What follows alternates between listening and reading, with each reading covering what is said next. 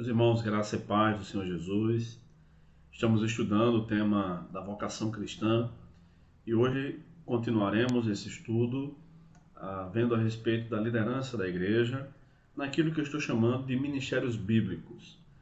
E eu quero me referir a apóstolos, pastores, bispos, enfim, e como as denominações usam essas nomenclaturas atualmente, porque isso varia de igreja para igreja, e bem como qual a função de cada um desses ministérios. Então vamos orar, pedir a Deus que nos abençoe, que nos ajude com sua graça.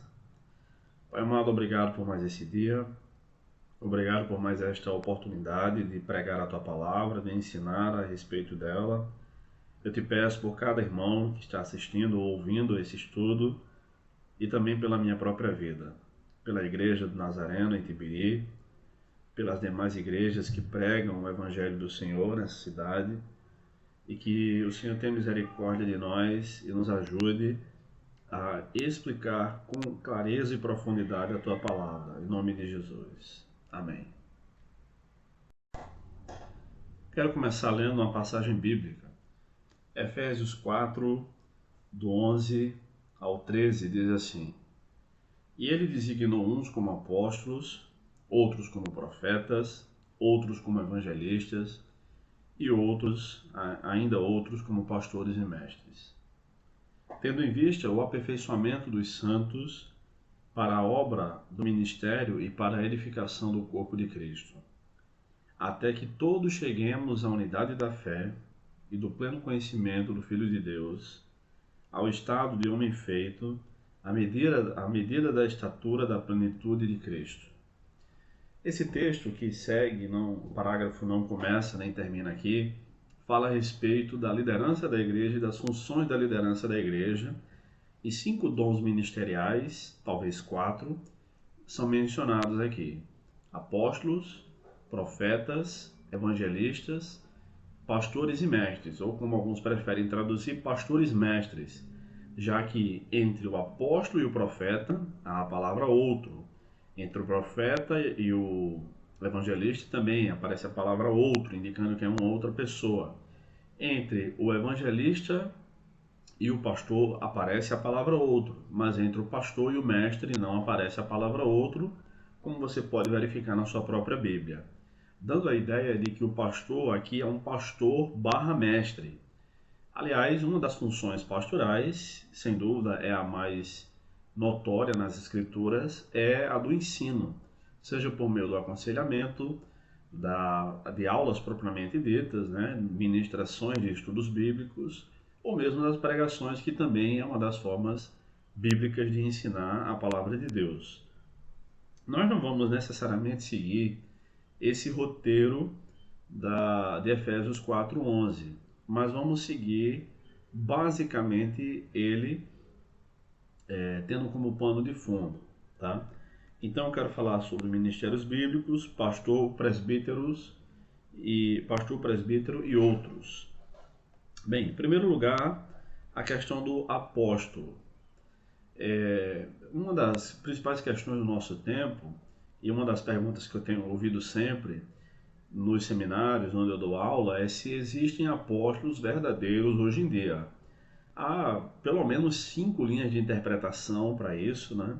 As principais são de que há apóstolos verdadeiros, esses são os verdadeiros bandeirantes na fé, os missionários, desbravadores que chegam a lugares onde a igreja ainda não chegou. É exemplo do grande missionário pernambucano Ronaldo Lidório, da Igreja Presbiteriana do Brasil, que plantou igrejas em Gana, na África, tem trabalhado já há alguns anos, já trabalhou na América Latina, em outros países, além do Brasil, obviamente, e tem trabalhado ali com povos ribeirinhos no Amazonas há alguns anos já. Enfim, traduzindo Bíblia e tudo mais. Essa era a opinião, por exemplo, do Dr. Russell Shedd, que um missionário é um verdadeiro apóstolo. Eu discordo, porque quem fazia esse trabalho inicialmente realmente foram alguns dos apóstolos, não todos os apóstolos do Novo Testamento, mas quem saiu plantando igrejas? Pedro plantou igrejas, muito provavelmente. Paulo é o mais notório de todos. Barnabé, que é tido como apóstolo, do mesmo nível de Paulo. Por exemplo, em Atos 14:14, nós lemos os apóstolos, Barnabé e Saulo. Então, uma vez que Barnabé é mencionado como apóstolo, não simplesmente como alguém que é enviado, mas do mesmo nível de apostolado de Paulo, chamado de Saulo nessa passagem, Atos 14:14, então podemos dizer que Barnabé também era um dos apóstolos. Então é importante salientar que mesmo pessoas muito boas, como o Dr. Russell Shedd, quem eu tenho uma admiração gigantesca, e podem não estar corretos quanto a isso. Há outros que acreditam na sucessão apostólica, há outros, como a opinião do Dr. Augusto Nicodemos, que acredita que houve apenas os 12 apóstolos, na verdade 13, né, com Matias, que substituiu Judas, e o apóstolo Paulo. Aliás, essa é a ideia que ele defende no seu livro, excelente livro, sobre apostolado, que é fruto do seu trabalho de pós-doutorado em Novo Testamento. Mas eu discordo também dessa tese, eu li o livro inteiro, e, enfim, discordo, porque a Bíblia menciona 12 apóstolos iniciais, um que sucedeu Judas, mas depois esse número de 12 não foi mais completado. Então, primeiro, por que 12 apóstolos? Porque 12 era o número das tribos de Israel no Antigo Testamento. Então 12 é um número completo em relação àqueles que herdarão a salvação. É um número representativo. E aliás, a lista dos 12, das 12 tribos, é modificada de Gênesis 49 até as tribos que são mencionadas em Apocalipse. Há uma pequena modificação. 2 tribos novas surgem lá, ocupando um novo espaço no livro de Apocalipse. Enfim, mas são 12. No frigir dos ovos são 12, tá? Dan e Efraim são substituídos. Enfim, no Novo Testamento, então, Jesus escolheu 12 homens, e esses homens, que eram discípulos dele, eram mais próximos dele e foram chamados de apóstolos. O termo apóstolo na língua grega significa enviado. Mas não é qualquer pessoa que é enviada, não é um garoto de recado, é alguém que é enviado como um procurador, alguém que tem uma procuração daquele que o enviou, vai na mesma autoridade de quem o enviou. Quando Judas se matou, os apóstolos, os 11 apóstolos, conforme nós lemos em Atos capítulo 1, entenderam que era necessário que tivesse o número 12, fosse completado. Então, tendo orado e lançado sortes, a sorte caiu sobre Matias, e me parece que ele não é mais mencionado no Novo Testamento, apenas em Atos capítulo 1. Depois, em Atos capítulo 12, Tiago, o irmão de João, do apóstolo João, que escreveu os evangelhos, as cartas, o evangelho, as cartas e o Apocalipse, é morto. Esse Tiago, filho de Zebedeu, irmão de João. E abre-se uma vacância, o número de apóstolos volta para 11. Mas a igreja entendeu que não era mais necessário completar o número de 12. Nem Paulo é tido como um dos 12 em nenhum lugar do Novo Testamento. Outra questão importante sobre os apóstolos, eu sei que é muita informação, mas você pode pausar o vídeo, pode voltar o vídeo e a gente pode conversar na igreja sobre essas questões, não tem nenhum problema. Outra questão interessante é que, além dos 13 apóstolos, digamos assim, né, os 12 mais Matias, aí veio Paulo, que é o mais famoso, mas Paulo é o último. Antes dele, Barnabé já era considerado como apóstolo. E de onde eu estou tirando essa ideia de Atos, na verdade, claro, Atos dos Apóstolos, quando a igreja precisou enviar para Antioquia alguém, que a igreja costumava enviar de Jerusalém para alguma cidade que estava havendo um avivamento, como aconteceu em Samaria, enviaram Pedro e João, 2 apóstolos. Para Antioquia, eles enviaram Barnabé, conforme Atos capítulo 11, verso 22. Quando a igreja de Jerusalém soube do que havia acontecido, enviou Barnabé a Antioquia. Então Barnabé já era um apóstolo quando Paulo se converteu. E o Novo Testamento menciona outros que muito provavelmente já estavam lá na fé e no apostolado antes mesmo da conversão de Saulo. Por exemplo, Tiago é mencionado ele sendo apóstolo em Gálatas capítulo 1, versos 18 e 19. Andrônico e Júnias, que são notáveis entre os apóstolos, Romanos 16, 7. E Paulo, que foi o último, ele mesmo diz, eu sou o último, em 1 Coríntios 15, do versículo 5 ao versículo 9. É claro que existem outras ideias sobre apostolado. Eu tenho alunos de igrejas que são dirigidas por apóstolos, não tenho nenhum problema em conviver com eles, em conversar sobre essas coisas com eles. E assim como eles não creem em algumas coisas que eu creio e ensino, eu também não creio na ideia de que existem verdadeiros apóstolos hoje em dia, porque a função apostólica cessou no primeiro século. Isso é tanto bíblico como é histórico. Por exemplo, quando os sucessores dos apóstolos, os discípulos mais próximos, seus pupilos, assumiram o cargo deles, digamos assim, quando os apóstolos do primeiro século da igreja cristã morreram, esses sucessores, que deveriam ser chamados de apóstolos, hipoteticamente, não foram. Eles não arrogaram para si o título de apóstolos. A igreja cristã não os chamou de apóstolos, pelo contrário, os chamaram de, carinhosamente, pais da igreja. Esse é o caso, por exemplo, de Policarpo, que foi discípulo do apóstolo João, o único dos 12 apóstolos, que morreu de velhice. Ele não foi martirizado, apesar de ter sido morto e torturado, preso e torturado na ilha de Patmos. Ele foi solto, bem velhinho, e era carregado na igreja em Éfeso, onde ele pastoreava, digamos assim. E de Éfeso, provavelmente, ele escreveu os evangelhos e o livro de Apocalipse, que ele teve as revelações na ilha de Patmos, e pode ter feito uma edição melhorada das suas anotações posteriormente, tá bom? Então, quando a Bíblia fala dos apóstolos, agora para nós, não é que nós acreditamos que devemos mutilar o texto bíblico de Efésios 4:11, por exemplo, mas nós temos a doutrina dos apóstolos.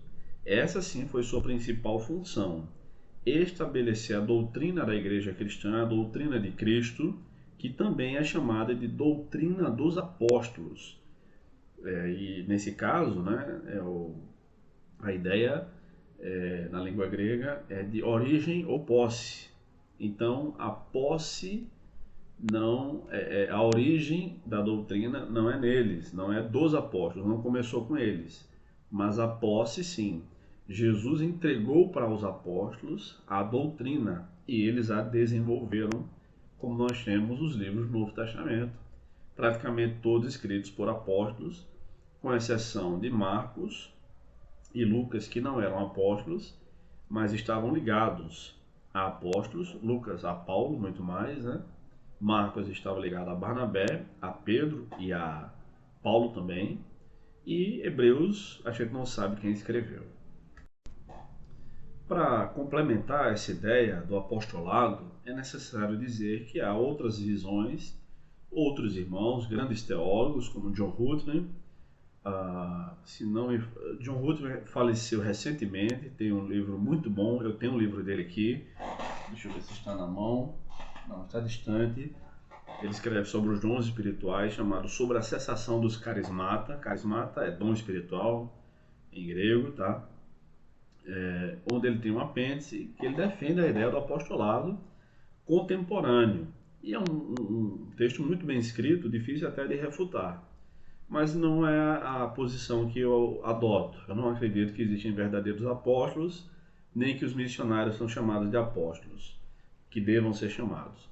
Os missionários, que é uma palavra não bíblica, uma palavra que vem do âmbito militar, devem ser chamados biblicamente de evangelistas, que a gente vai ver daqui a pouco, tá bom? E o que dizer de apóstolos como Valdemiro, da Igreja Mundial do Poder de Deus, a IMPD? Então, quem foi que declarou ele apóstolo? Ele mesmo. Ele saiu da Igreja Universal, assim como também o missionário R.R. Soares saiu da Igreja Universal, né, só que logo no começo, o R.R. Soares, Romildo Ribeiro Soares, então se intitula como se fosse mais humilde que os outros, né, de missionário. É um missionário que não sai da igreja local, da sede, digamos assim.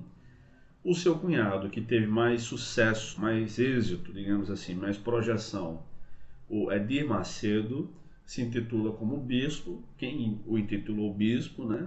Ninguém sabe. E o outro, o Valdemiro, que é mais recente e está, na verdade, em declínio, cheio de escândalos financeiros na sua história. Aliás, desses todos, o R.R. Soares não tem nenhum escândalo financeiro contra ele, tá? É uma pessoa muito discreta, muito modesta, muito organizada. Apesar de pregar um monte de lorota, é alguém que tem realmente essa questão da moralidade levada muito a sério. E já está aí há décadas e não há nenhum escândalo financeiro contra ele. Mas contra o Edir Macedo, o bispo, né? E o apóstolo, hipoteticamente, Valdemiro, que quase todo mundo chama de Valdomiro, não cansam de surgir, de aparecer processos.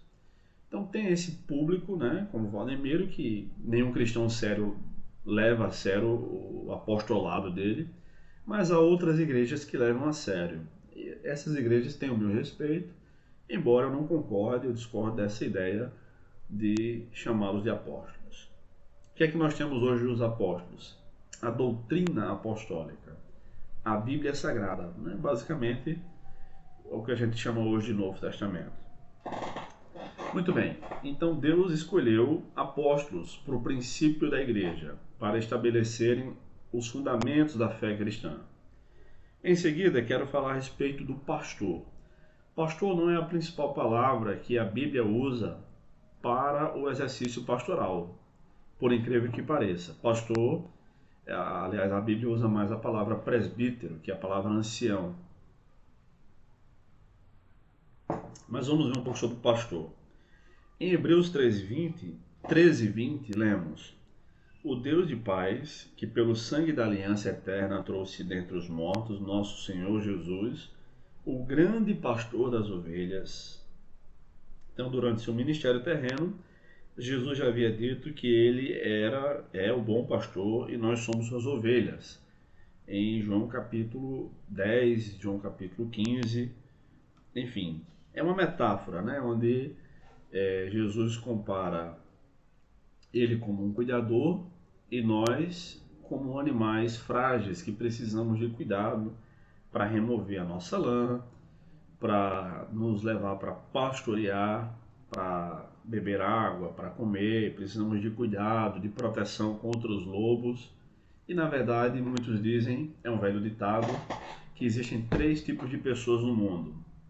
Não é um ditado religioso, tá? Mas serve também. As ovelhas, os pastores e os lobos. Então, na verdade, tem pessoas que precisam ser protegidas, não sabem proteger a si próprias. Essas são as ovelhas. Aquelas que protegem as ovelhas são os pastores. Na nossa família sempre tem ovelha, sempre tem pastor, né? E existem os lobos, que são aqueles que querem destruir as ovelhas. Na igreja é assim também. No reino de Deus é assim também. Existem as ovelhas de Deus, os pastores que devem cuidar não de suas ovelhas. As ovelhas não são do pastor humano, mas são do pastor celestial, de Jesus Cristo. E existem os lobos, com os quais nós devemos estar muito atentos, tá? Bem, entre os requisitos para alguém se tornar pastor estão o apto para ensinar e saber governar a própria casa, pois um pastor é alguém que organiza a igreja e faz isso ensinando a Bíblia e disciplinando a quem for necessário. Por disciplina, Eu não quero dizer aqui que estou falando em afastar alguém de suas atividades eclesiásticas, mas de ensinar a andar na linha, andar corretamente, conforme a sã doutrina. Aliás, essa palavra, essa expressão sã doutrina, Paulo só começou a usar tardiamente nas suas cartas, já perto do final da sua vida, com certeza quando estava doente, e aprendeu ela, deve ter aprendido ela com o querido irmão Lucas, o médico amado, conforme Colossenses 4:20, tá? Não sei bem se é 4:20, eu vou dar uma olhada aqui na referência, mas em Filipenses, né? Colossenses, melhor dizendo, ele é chamado de o médico amado. No Colossenses 4 nem tem o versículo 20, né? Bem, vou ficar devendo aqui a referência, mas Lucas é chamado de um médico amado no Novo Testamento. Estou com a Bíblia Nova,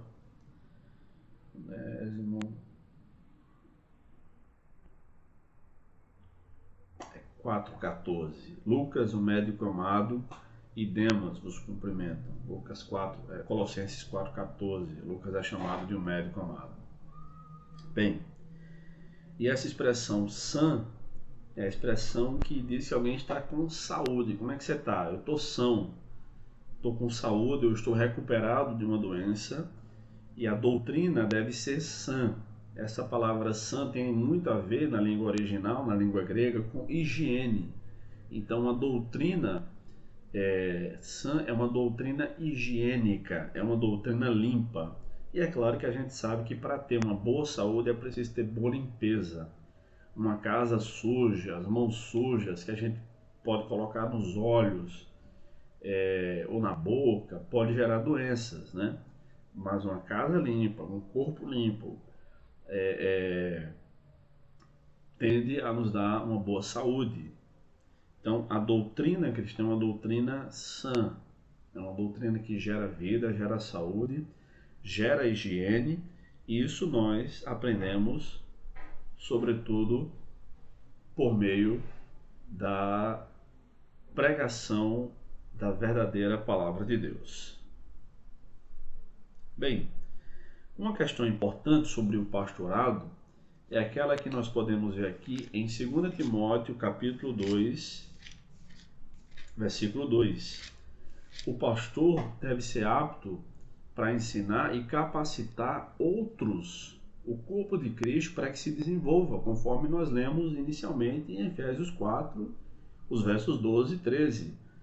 E em 2 Timóteo 2, diz assim: o que ouviste de mim diante de muitas testemunhas, transmite a homens fiéis e aptos para também ensinarem a outros. O que Timóteo tinha ouvido de Paulo deveria passar a outras pessoas para que essas pessoas ensinassem outros ainda, ou seja, para que a doutrina cristã prevalecesse, para que a doutrina cristã fosse levada adiante. Então, um bom líder, de acordo com a Bíblia, é aquele que deixa sucessão. Infelizmente, nós temos visto pastores muito ciumentos em relação ao púlpito e ao destaque que os irmãos ganham na igreja. Deus distribui os seus dons, os dons espirituais, conforme ele bem quer, conforme ele deseja. Mas tem pastor que gosta de sufocar isso. Eu já vi isso, eu já fui fruto disso, tá? Já tentaram me sufocar, deixando que eu pregasse na igreja uma vez no ano, e eu pregava mais fora da minha igreja do que na minha própria igreja, que não era uma igreja, diga-se de passagem, que tinha muitos pregadores, não. Tinha pessoas aptas para pregar, mas que não queriam pregar. Então, o pastor fazia de tudo para que eu não pregasse. Sabe-se lá Deus por quê. Mas eu entendo, não vou ser hipócrita de dizer que eu não percebi sim, e não somente eu, que a ideia era sufocar os dons espirituais que Deus havia me dado, como se eu tivesse algum mérito nisso ou alguma glória nisso. Mas bem, É como diz a velha poesia: eles passarão, eu passarinho. Graças a Deus, hoje eu posso exercer meu ministério pregando regularmente, semanalmente, e algumas vezes, mais de uma vez por semana, o que me dá muita alegria compartilhar a palavra de Deus. Aliás, nada nessa vida me dá mais alegria do que compartilhar a palavra de Deus. Seja num estudo bíblico gravado como esse, presencial, numa aula com a sala de alunos lotada, as pessoas perguntando o tempo todo, participando. Isso é muito empolgante, é muito animador. O que pode ser desesperador para alguns, para mim é extremamente motivante e gratificante. Porque eu entendo que esse é o meu chamado, essa é a minha vocação, e pregar também a palavra de Deus no sentido de pregar sermão mesmo na igreja, elaborado. Geralmente eu levo minhas anotações, como os irmãos da minha igreja sabem, e sigo aquele roteiro sem fugir do tema, e Deus tem me abençoado com isso. Então, esperei com paciência no Senhor e Ele se inclinou para mim, como diz o Salmo 40. Muitas vezes eu esperei sem paciência mesmo. Eu não tinha mais paciência para esperar, porque sou pecador. Mas chegou a minha hora e vai chegar a sua hora também. Não se preocupe, se você quer fazer algo para Deus, vai chegar a sua hora. Outra coisa interessante que deve ser levada em consideração é o relacionamento do pastor com os diversos públicos que nós encontramos na igreja. E aqui eu quero fazer uma referência a Tito, capítulo 1, você pode abrir a sua Bíblia, aliás, Tito, capítulo 2, do verso 1 ao verso 8, e eu vou ler, diz o seguinte, Tito 2, do 1 ao 8. Tu, porém, fala o que está em harmonia com a sã doutrina. Exorta os mais velhos, para que sejam equilibrados, respeitáveis, sóbrios, sadios na fé, no amor e na constância. As mulheres mais velhas, de igual modo, sejam reverentes no viver, não caluniadoras, não dadas a muito vinho, mestras do bem, para que ensinem as mulheres novas a amarem o marido e os filhos, a serem equilibradas, puras, eficientes no cuidado do lar, bondosas, submissas ao marido, para que não se fale mal da palavra de Deus.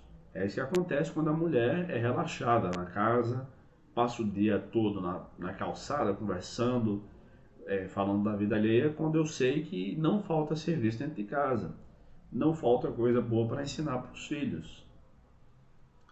Exorta de igual modo os jovens para que sejam equilibrados, que a tua conduta seja exemplar em tudo. Na doutrina, mostra integridade, sobriedade, linguagem sadia e irrepreensível. Ninguém pode ensinar a palavra de Deus como quem conta piadas, como tem gente por aí que ficou famosa e está ganhando muito dinheiro com isso, sem uma linguagem sadia, com uma linguagem totalmente irrepreensível. Tá? Então, está dando certo para ele? Humanamente, sim. Ou para eles, né? Estão ganhando muito dinheiro. Mas Deus irá cobrar essa postura totalmente irreverente deles.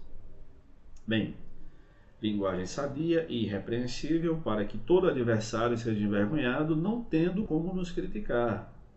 Ainda os versos 9 e 10.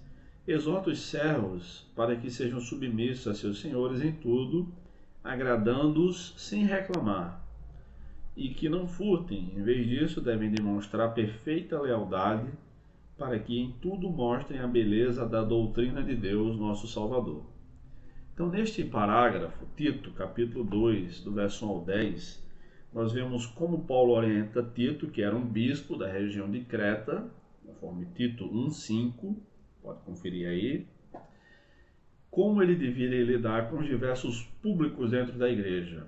Homens velhos, homens jovens, mulheres velhas, mulheres jovens e os servos, que são os empregados, digamos assim.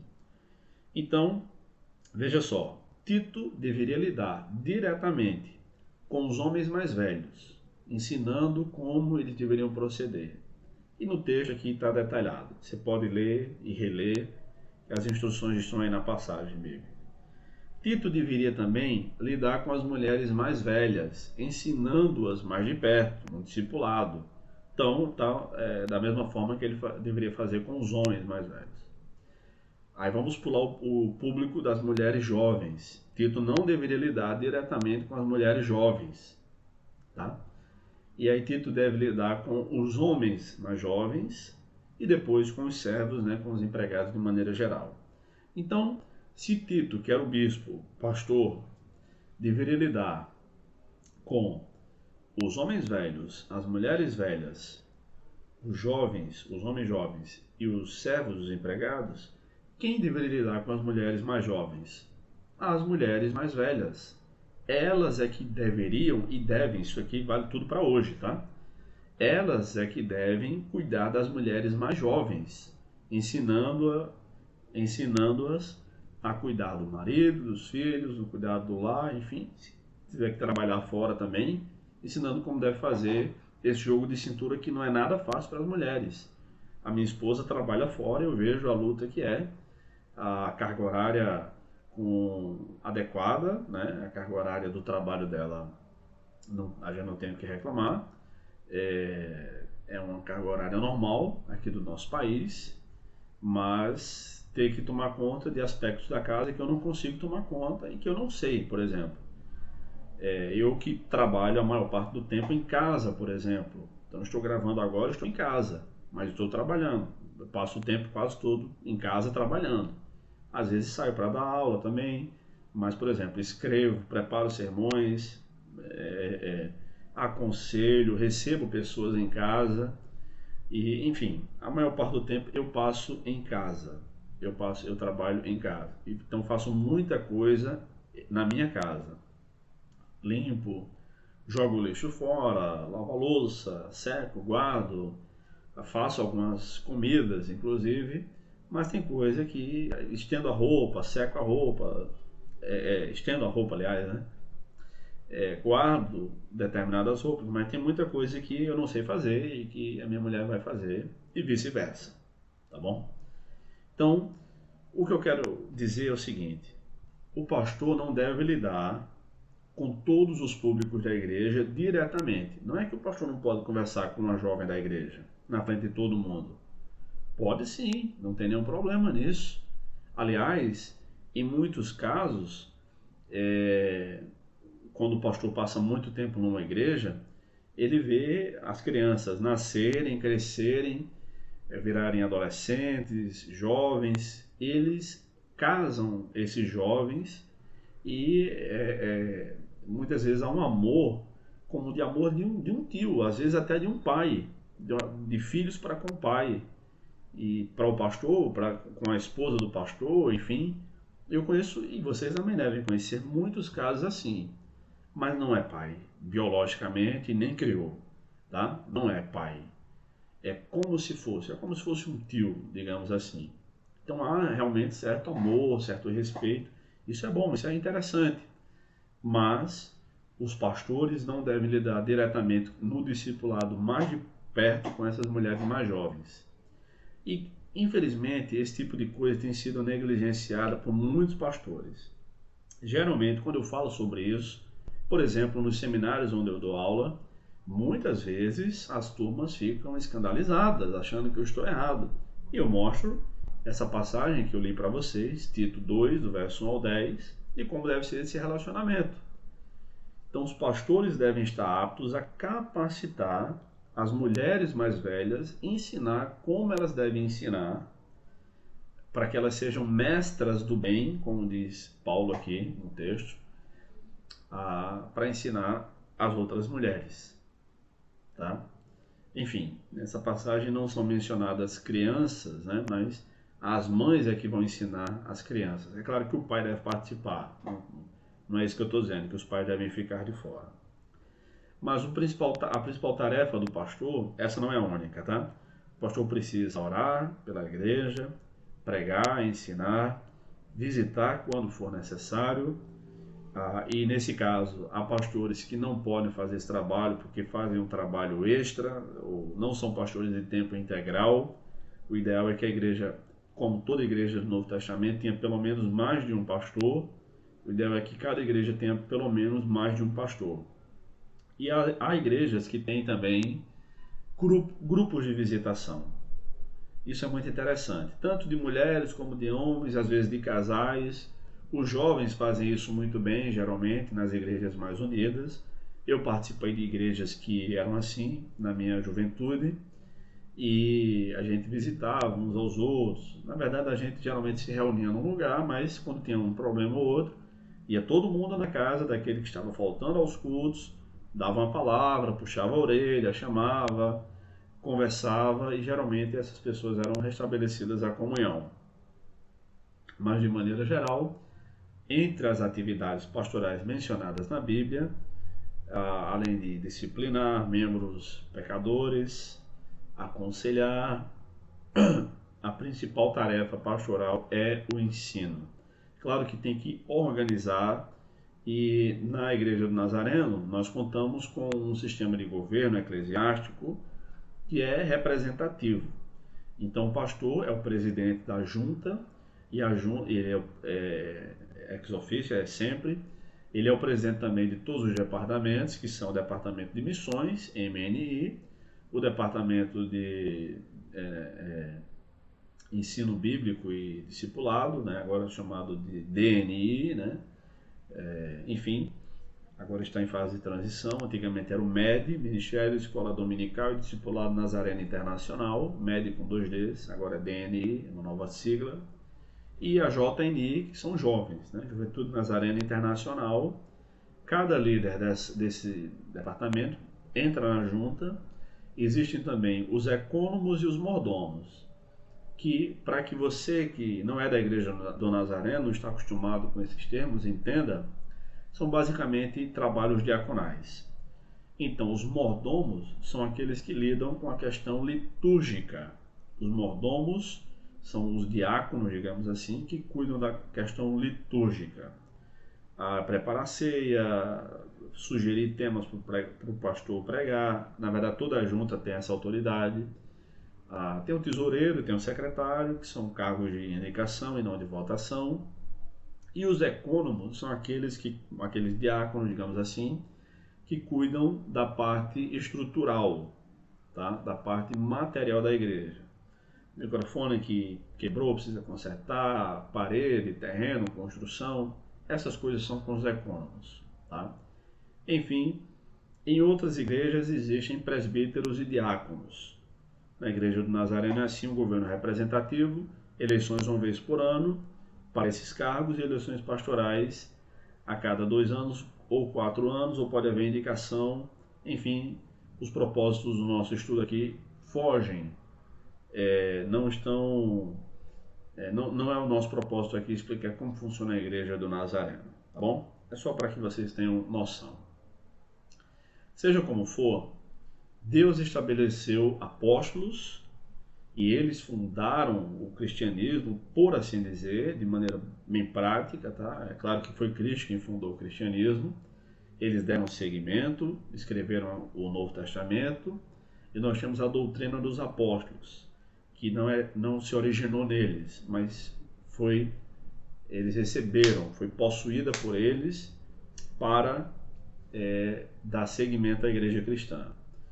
Nós temos pastores para liderar as igrejas, e os pastores são sacerdotes, como qualquer cristão é um sacerdote, que foram escolhidos por Deus e pela igreja para liderar os demais sacerdotes. Nas próximas aulas, nós veremos os outros cargos, como bispo, presbítero, diácono e diaconisa, profeta. A gente vai ver um pouco melhor sobre profeta, evangelista, e assim a gente encerra essa parte do estudo. Que Deus nos abençoe. Qualquer dúvida, anote enquanto está vendo o estudo bíblico. Me procure no WhatsApp, me procure no domingo na igreja. Enfim, a gente pode conversar sobre suas dúvidas, suas colocações, são bem-vindas. Que Deus nos abençoe e até mais.